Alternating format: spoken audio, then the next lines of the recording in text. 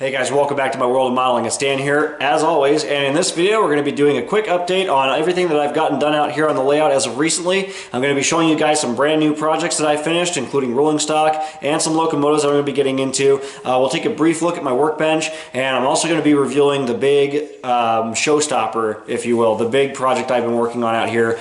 This has taken me about a year to do, and I've been doing it in secret, building it piece by piece pretty much out here in my garage. It'll be kind of a fun reveal for the end of the video, but I'm really excited about it, and it's honestly I'm impressed with how it looks now. It's not quite done yet, but wait till you guys see it. I'm really excited. So let's go ahead and jump into this update for the end of the month of October. Well, in terms of the layout, I've been busy just getting some more repairs done to the ballast and things like that. It's just natural with the temperature changes and things. Now we're getting into the colder months for things to start kind of expanding a little bit. And I have had the heater running to an extent, but keep in mind it is pretty much done. So that's when I'm starting to have some problems now. Fortunately, in terms of the heater, as I talked about, I guess I should say I was able to make some temporary repairs, so I was able to run this, but there's an awful lot of noise in the unit, and I do have to supervise this because obviously I don't want something to go wrong with it. There's basically something stuck inside the fan, and I can't take this thing apart to be able to fix it. On top of the, I think the compressor's going out or something like that on this. So honestly, the unit didn't make it as great as I thought it would. I'm really disappointed about that.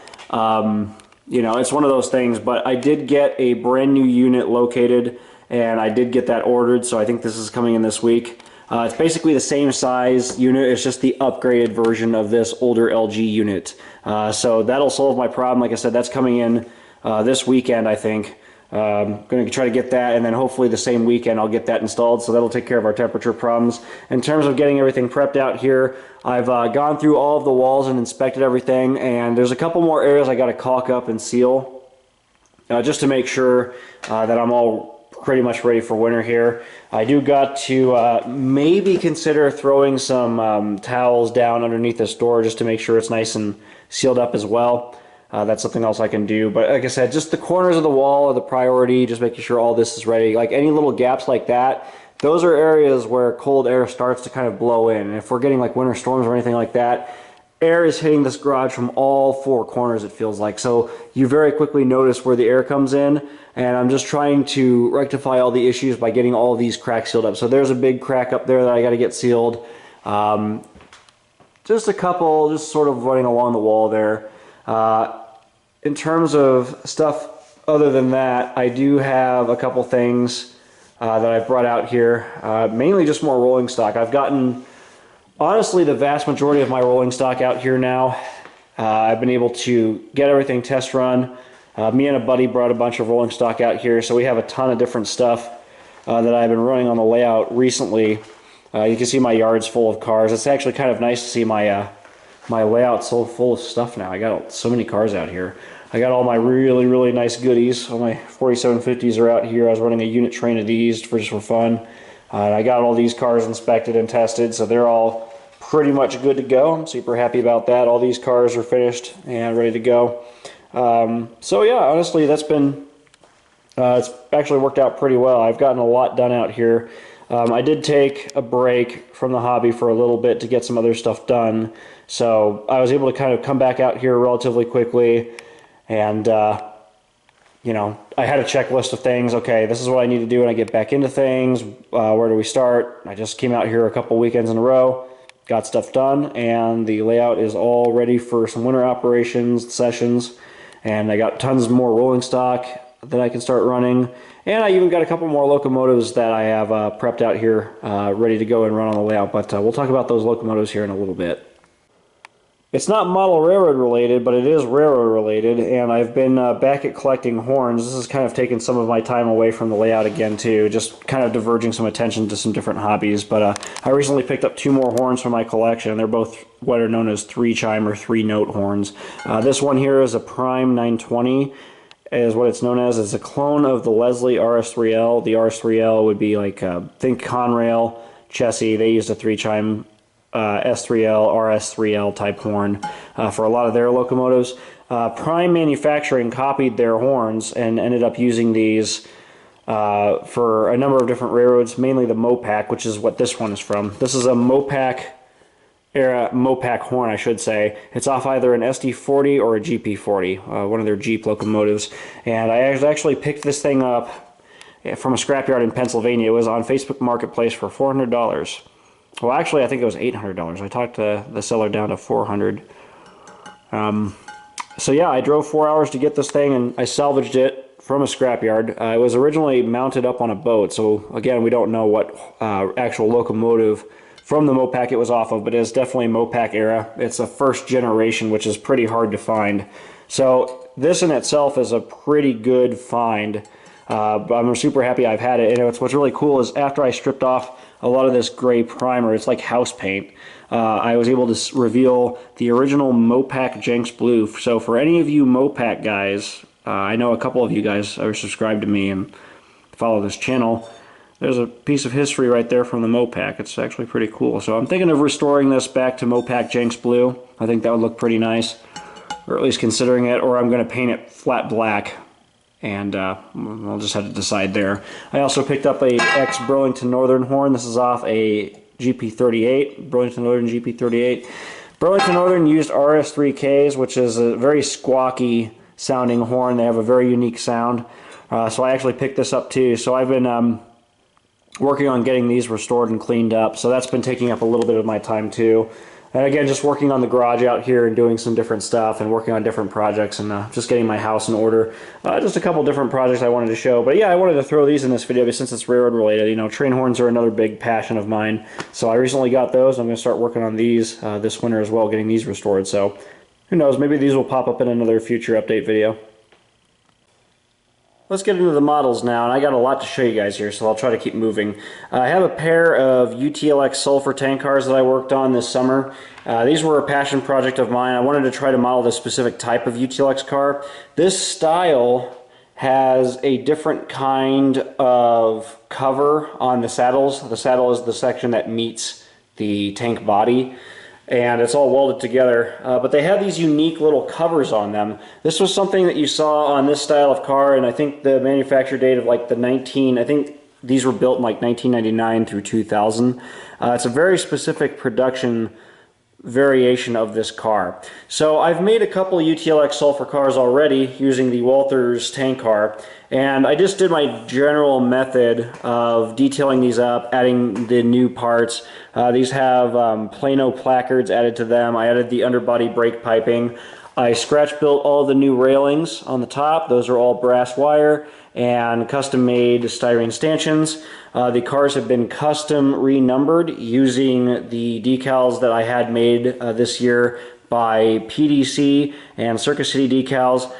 They made me sets of stencil decals, the yellow font stencil decals, some hazmat information that just isn't readily available out there on the market. So all the UTLX data and stuff like that was redone according to what I needed, and all those decals were added, of course. The cars are custom weathered, as you can see, all the prototypical weathering. So this one has the beginning or the base stages of the light fading, and there's a little bit of sulfur splatter taking place there as well. Now the second car demonstrates a little bit more fading. There you can see it's a night and day difference actually. This one is the mid stage of fade, so this will eventually go to basically an all white out gray fade eventually. But as of right now, it's just this grimy whitish fade. So this was accomplished using a number of different airbrush layers. I did a fade with white first and then a little bit of a fade with grime. And I went back and did all of the grime work and everything using some brushes, some powders. And same principles used on the first car that we showed. All I did here was added all of the appropriate detailing. I made these custom little box placards, whatever these covers are, that's on that early era of UTLX tank car. I scratch built those out of styrene, installed them on all four corners of the car, added the brake underbody detailing, all that you can see. So like the brake line, the rods, the little holders, those little fittings and things like that. The top railing is also slightly different. This is another production variation of the railing. So the railing on the top was again scratch built using phosphor bronze wire, some brass wire, and then custom made styrene stanchions. But I really wanted to show the weathering on this one, especially because you can see that really unique grime fade, and that's something that I've really been trying to perfect on these tank cars, because the fade for the cars like this is very important. Now to show you guys another custom tank build, I actually scratch built this chlorine tank car, decorated for UTLX again, and I made this summer by taking an Atlas, I think a 17K tank car. I completely stripped it down to the bare shell. I re-wrapped the entire thing in styrene, added new ends, new underbody detailing, the end supports, the bolster set, and the tank saddles. All these components are from an Athearn UTLX clay tank car, 16,000 gallon tank car. I added, of course, the end details like the air hoses, new brake wheel, added the plumbing and piping between the triple valve and the air tank, brand new side railings and fittings. I modified a set of railings from a LPG tank car to fit for this one. I scratch built my own platform, modified and detailed my own hatch, and then of course scratch built my own walkway for the top of the car as well. These chlorine cars are very unique. They're some of the most unique, well, I mean, not the most unique, but definitely a unique style of car body. So I really had to work on getting all of those details right. And then once I did all that, I used custom decals again by PDC and Circus City to do all of the decals for this car. It's got a custom number. Some of the data was used off of a microscale sheet, and I think a Smokebox Graphics decal sheet to do the placards, if I'm not mistaken. But again, obviously the car's been custom painted. It's got a complete weathering job, so I did a nice light fade to it, and then you can see all of the chlorine spillage and all the corrosion taking place there around that hatch. That's prototypical. These cars do get pretty dirty, and being that these UTLX cars are solid black, they show grime a lot more. So there's a lot of like sponge work, a lot of blending and grime work done with an airbrush. The car also features some light tag work and some other nice details that were done. I really like the trucks on this one as well. They're nice and grimy, and they got all that mud splattered all over them.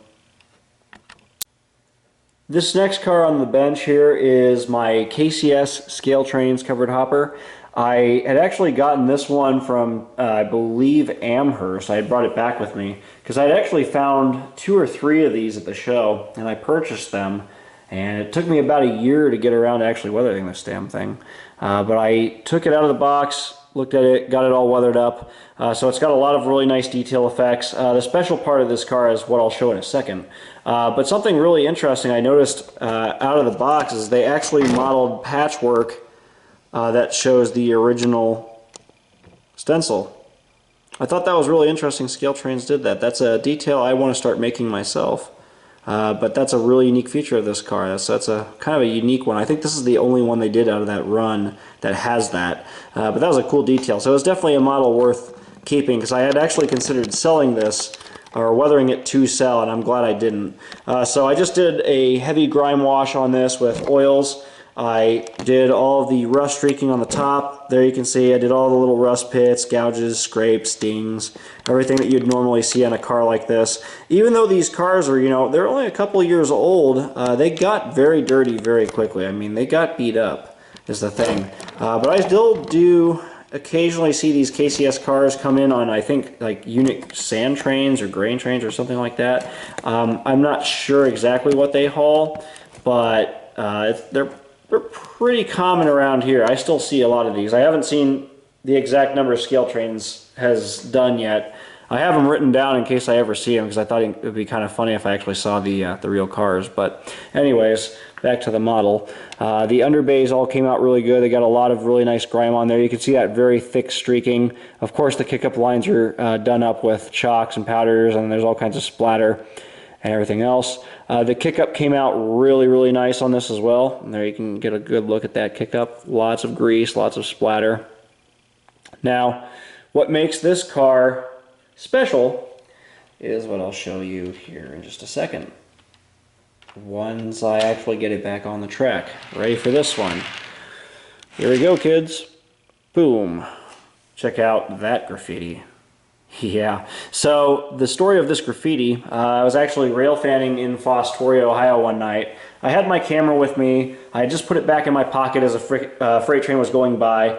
I happened to look up, and then there before me was this graffiti piece. Now, it was not on a KCS covered hopper, as cool as that would have been. It was actually on a DNAX, so a Dana Rail Corp covered hopper. The prototype covered hoppers are not made in HO scale, so obviously there was no hope of doing a prototype of this car or a replica of that car because the real one is not available in HO scale, unfortunately.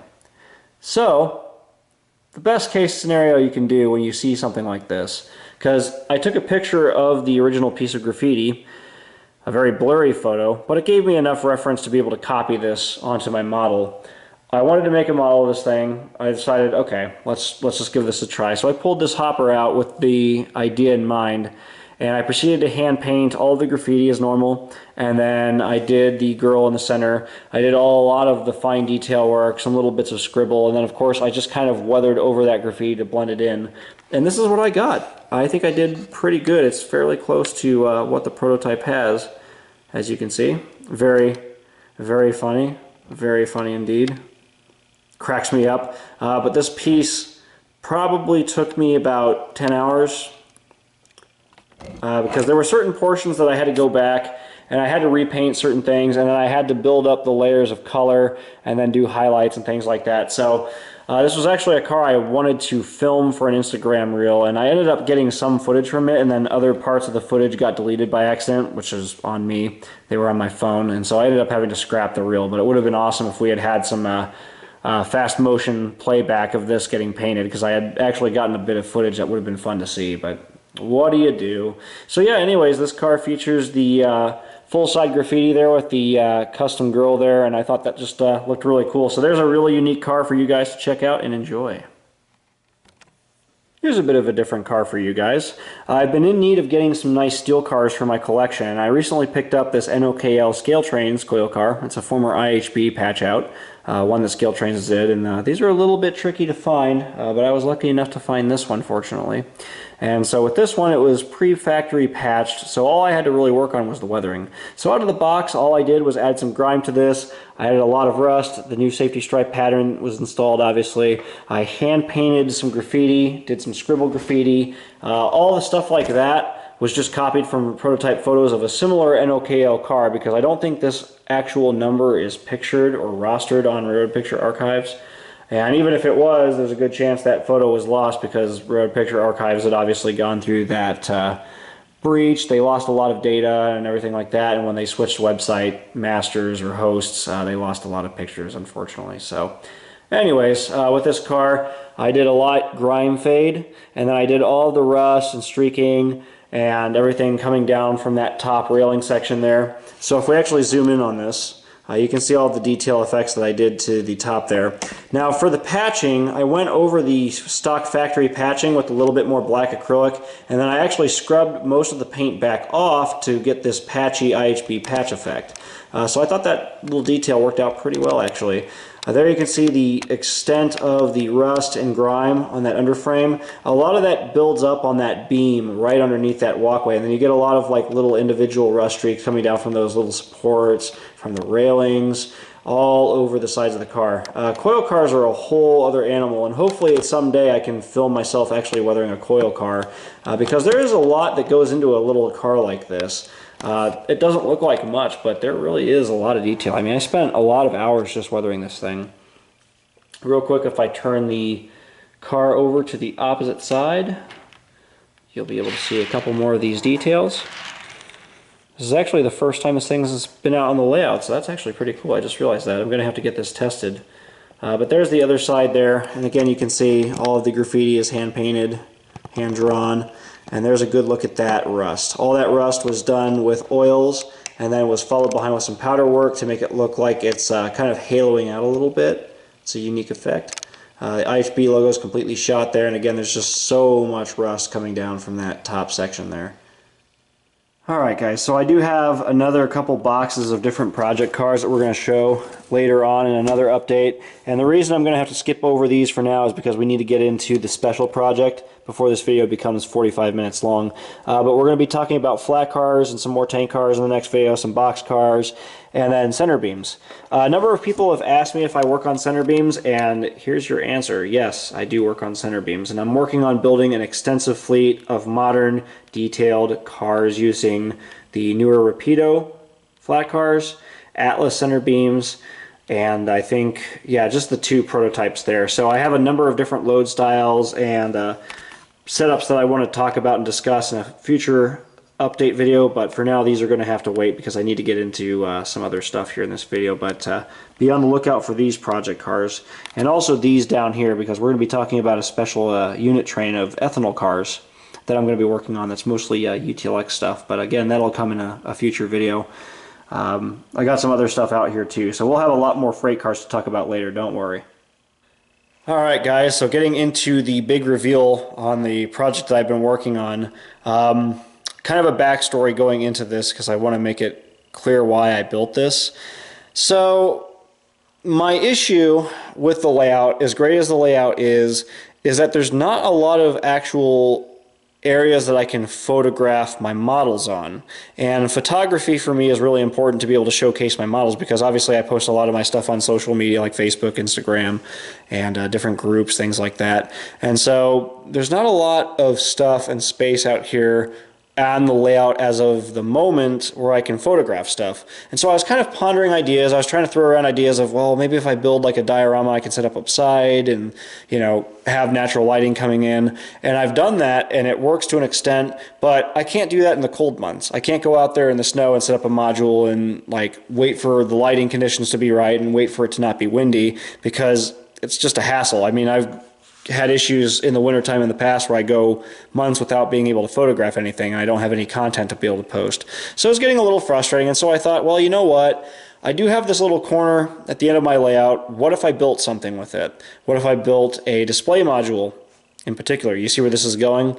And what if it was functional so I could also run trains on it and it was a scenic backdrop as well?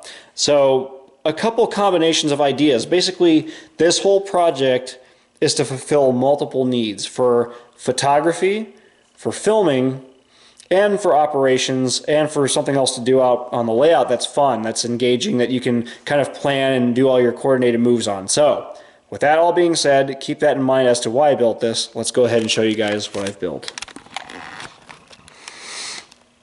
Okay, check this out. Getting the picture here? Okay, so what this is a giant photography module, and it's connected and built into the existing layout. Don't mind the clutter, I got so much crap out here, oh my gosh. It's designed so that I can bring cars in off the main layout and run them out here and display them and take photographs of them, obviously, but it's also for operations as well. The inspiration here is that I have a grain elevator scene, and I'll talk about that in a second, but basically we have a switching setup where I can come in here, run a small local, and I can bring cars into a grain elevator for switching. And it's just a neat industry. And talking about the scene itself here, getting into the backstory. I've grown up by the tracks all my life, and back in Macomb we had a grain elevator that used to be rail served.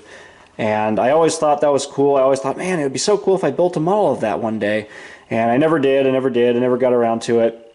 And then when I moved to Findlay, there was another co-op here in town that does the same thing, or at least used to, that was rail served.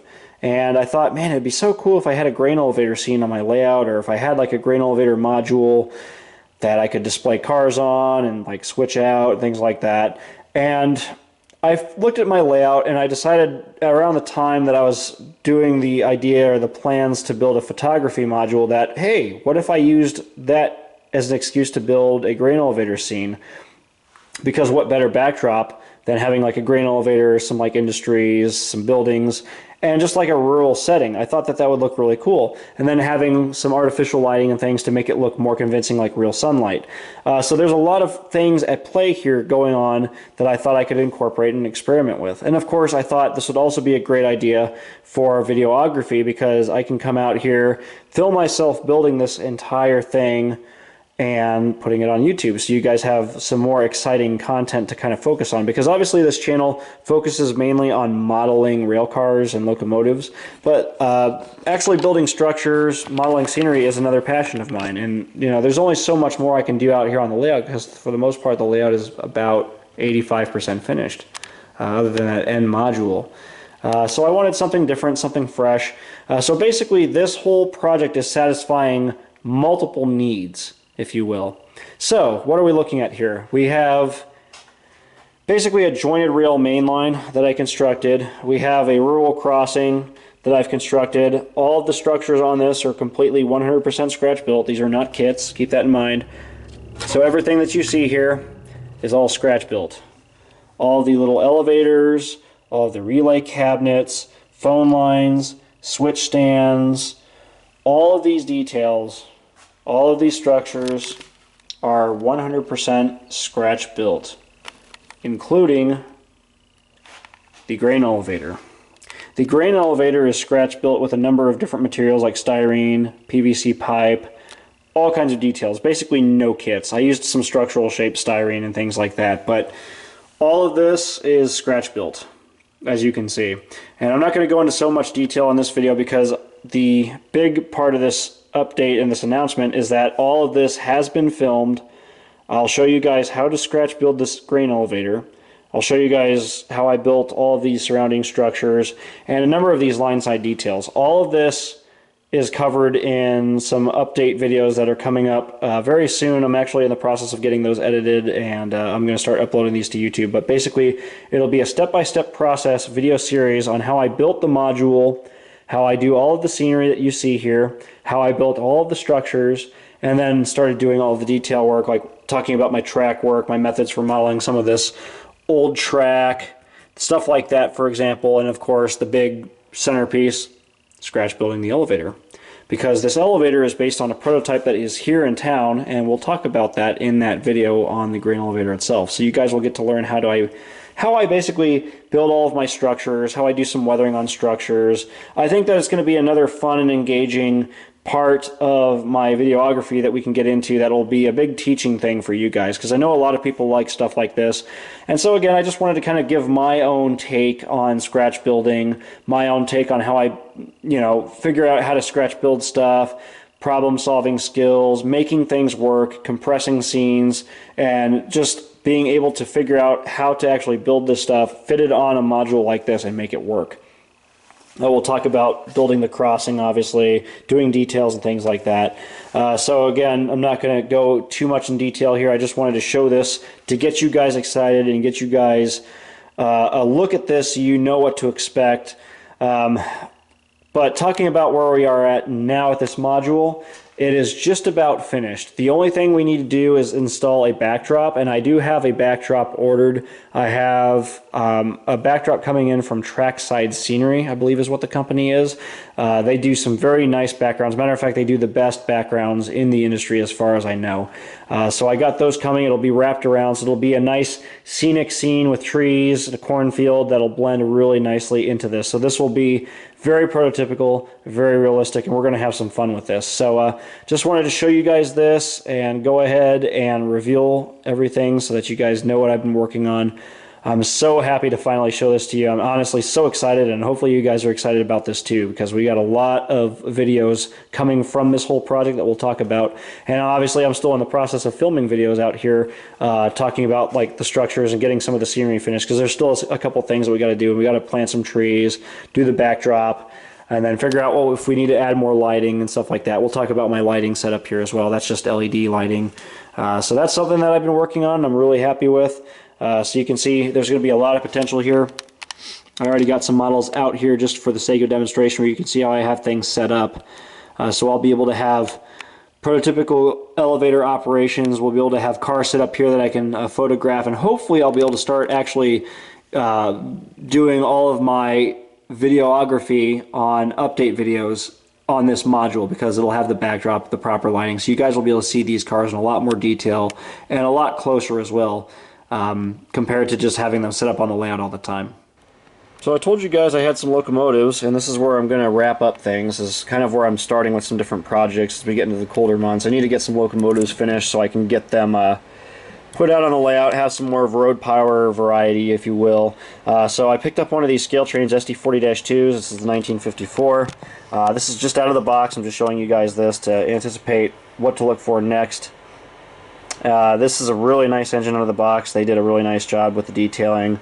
It has all the prototypical UP style details and stuff. I mean, Scale Trains did a really good job. They even got the correct fuel tank on these units, the ones that have the cut-in waste retention tank on the side of the fuel tank. Rather than it being on the end of the fuel tank, it's cut and recessed into the side of the tank. So I thought that was a really cool detail. I'm really happy Scale Trains did that. So this one's about to get weathered up. It's not going to be too crazy. I'm just going to be doing a light fade on the roof.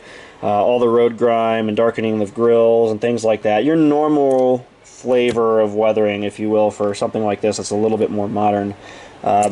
I like my Athearn SD40Ns that I've detailed up because they are really nice, but I have a feeling that this is going to kind of put them to shame, especially in the lighting and operations department, because these Scale Trains engines do run really nice. And like I said, I had my concerns buying another Scale Trains EMD after some things that I dealt with prior runs of the SD40-2s, like a lot of fit and finish issues, and things like the really badly warped handrails and the walkways being really badly warped and not being able to fix it. But these don't really have those issues as far as I've found. I don't know if any other runs had similar issues. I think some people had mentioned like the front walkway steps kind of popping up, and you can definitely see that there's some kind of seam there.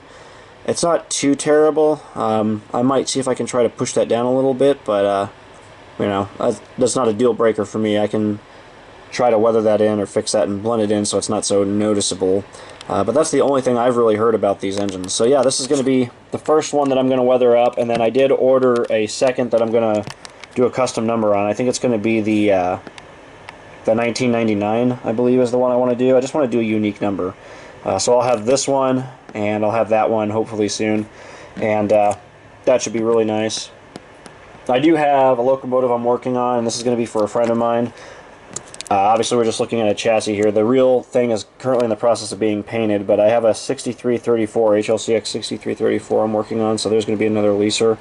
It's not mine. Like I said, I'm doing this in exchange for some freight cars and stuff, so I'm just showing you guys the chassis for now, but this is a locomotive that'll be coming up in a future update, hopefully the next one if I can try to rush and get this thing done. I got a number of freight cars I got to work on too up there that are I'm doing in exchange for rolling stock, because I've been doing a lot of trades with a lot of my friends, and they supply me cars or they're able to get me stuff, and so, you know, it's kind of one of those cool little exchanges I do. So it's been super nice being able to work with my friends and getting stuff that I needed. Now, the last locomotive that I'll show you guys is one I'm really happy with, and I just finished this guy up, and this is another Scale Trains unit, Scale Trains SD40T-2, one of the XSP units. A lot of these didn't obviously last too long in the Union Pacific, but on my road, because I like the tunnel motors, I'm saying one of these still is out there. And it's wearing the lightning bolt scheme, as you can see, so I just kind of weathered it as an early lightning scheme. And actually, well, not Union Pacific, but Scale Trains, when they did this locomotive, they did actually model it with the faded paint.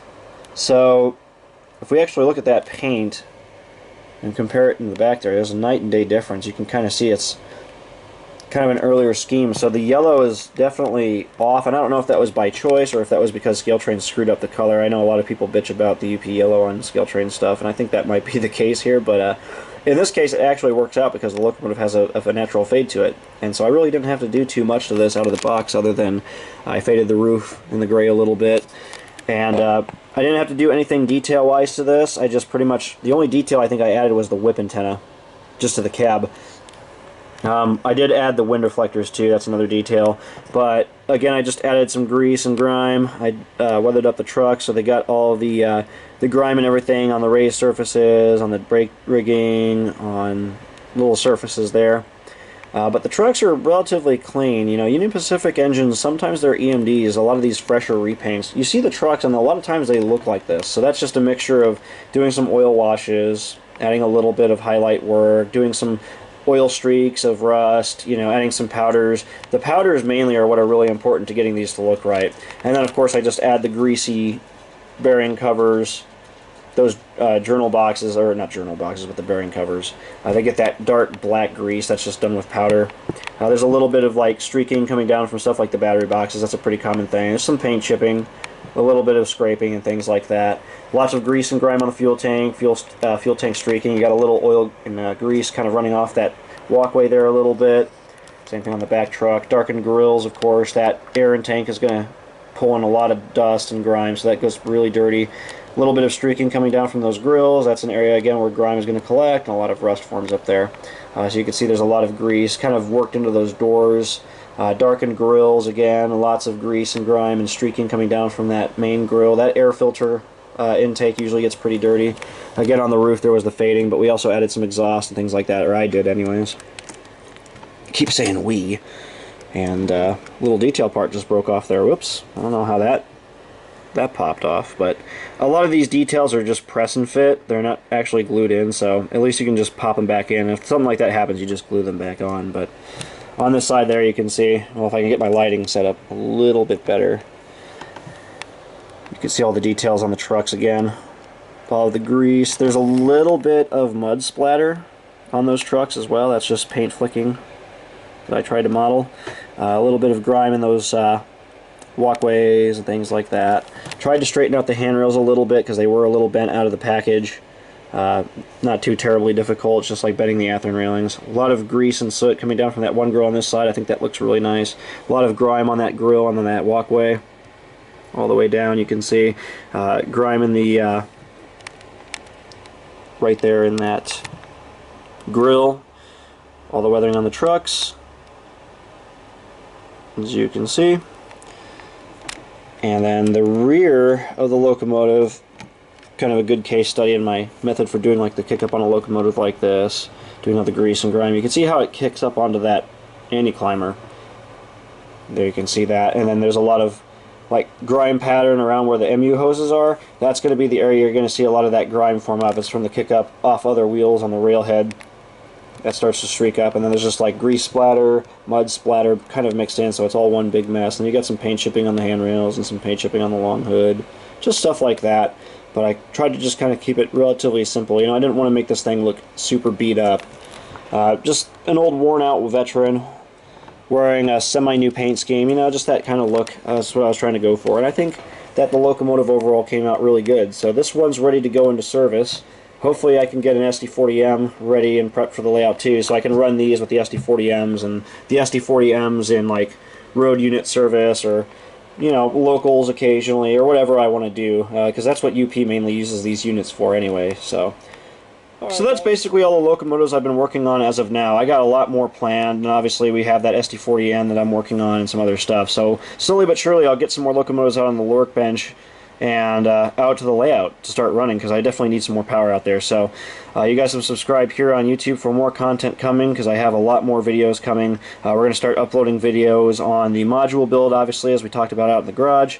I got some more weathering how-tos coming and some tip trick videos that I'm working on, just finishing up the editing on some other stuff, so you guys can keep an eye out for that. Again, thank you so much for all the great feedback that I've been getting, guys.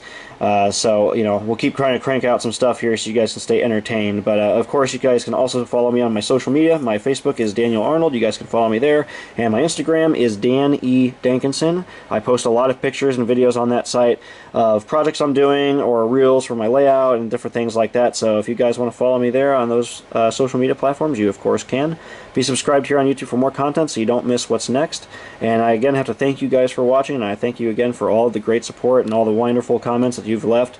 I always appreciate that feedback, and I always appreciate giving you guys some stuff to enjoy. So we'll definitely keep cranking videos out, and we'll keep moving on as we get closer to Christmas here. We'll just see what we can get accomplished. So, alright guys, thank you for watching this video.